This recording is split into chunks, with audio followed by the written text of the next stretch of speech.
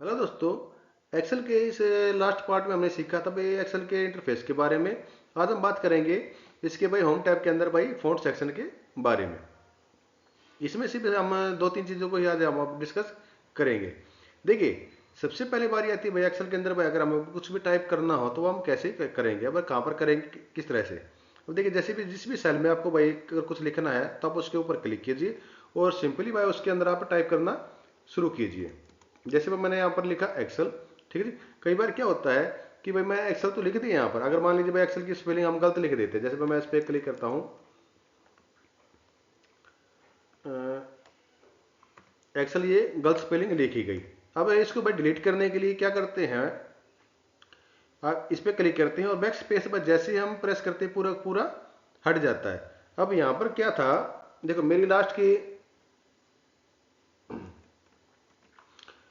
के सिर्फ दो जो अल्फाबेट थे वो मेरे यहाँ पर गलत हैं, यानी कि ये उल्टे लिखे गए थे। अगर मुझे सिर्फ लास्ट के दो करेक्शन करने हैं तो वो भाई हम कैसे करेंगे।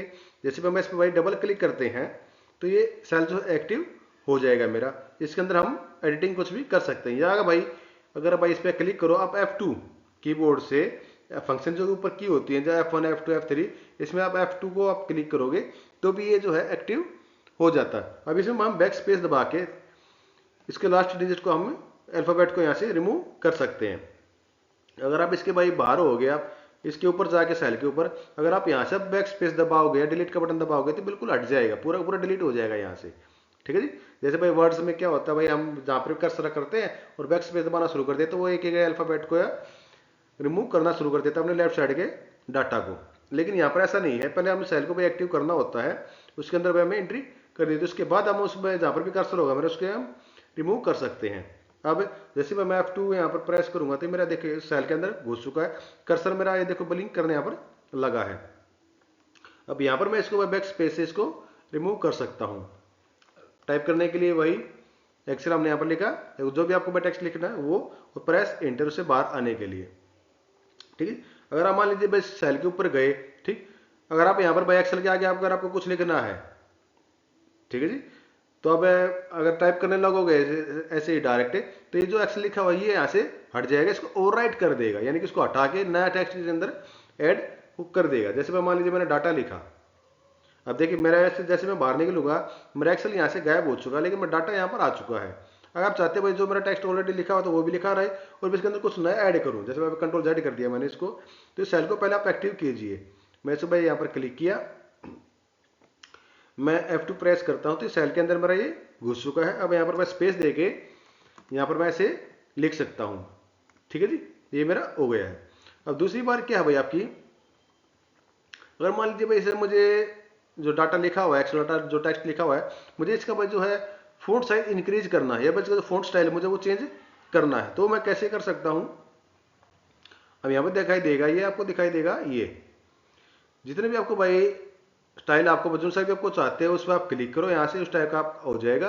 फ़ॉन्ट साइज आपको इंक्रीज करना है तो आप यहाँ से भाई ए इंक्रीज फॉन्ट नीचे लिखा भी आ रहा है, अगर मैं इसके साइड वाले पे क्लिक करूं तो डिक्रीज फॉन्ट साइज, आप यहाँ से भी इनको करके इंक्रीज कर सकते हैं। यहाँ पर आपको दिखा जैसे 11 लिखा हुआ है, यहाँ पर आप इसको क्लिक करोगे एरो पे तो ये आप जिस भी नंबर आप लेके जाओगे फॉन्ट साइज ही उतना ही यहाँ पर हो जाएगा। ठीक है जी।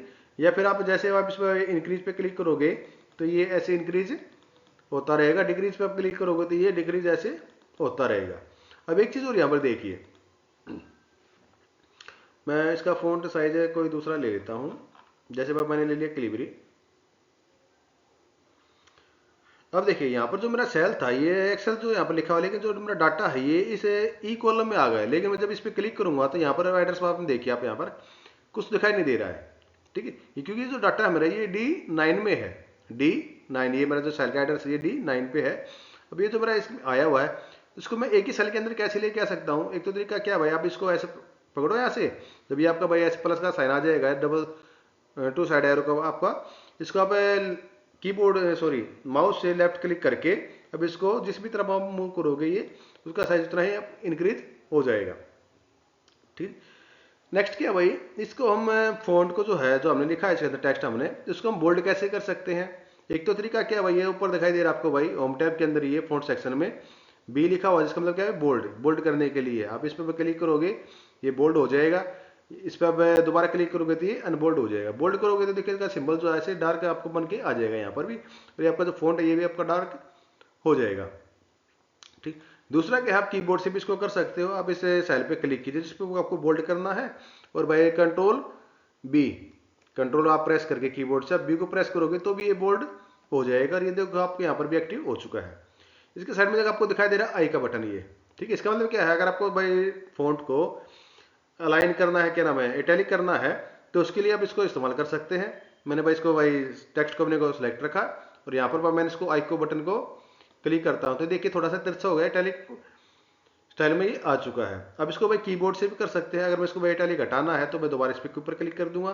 कीबोर्ड से कैसे कर सकते हैं, कंट्रोल के साथ आई प्रेस कीजिए आप, कंट्रोल और उसके साथ में आई प्रेस करोगे तो ये इटैलिक हो जाएगा। वापस हटाने के लिए कंट्रोल आई आप दोबारा कीबोर्ड से आप प्रेस कर दीजिए, ये हट जाएगा। नेक्स्ट क्या है, ये अंडरलाइन, यानी भाई इसके नीचे हमें एक लाइन लेके आनी है। जैसे मैं इस पर भाई सिलेक्ट कर रखा है मैंने, और मैं इस पे यू पे क्लिक करता हूँ, ये देखिए अंडरलाइन यहाँ पर नीचे आ गई है।